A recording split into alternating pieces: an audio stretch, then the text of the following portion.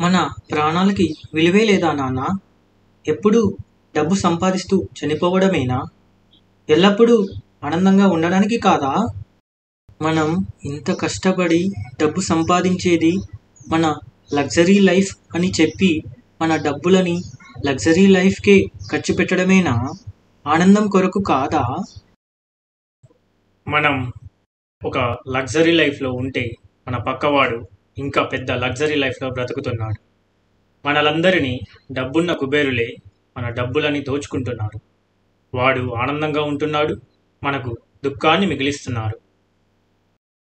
మనం సంపాదించిన డబ్బుని మరియు మనల్ని కుబేరుల్ని చేయడానికి భగవంతుడు ఖచ్చితంగా ఒకడిని పంపిస్తాడు.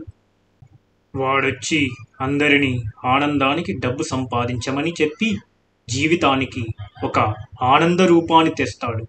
అందరినీ ఆనంద కుబేరులుగా సరిచేస్తాడు. వాడే హరిహర ఆనంద స్వరూపుడు. కత్తిలాంటి పదునైన తీయటి మాటలతో ఇంకా పరమాత్మ స్వరూపంతో వస్తున్నాడు.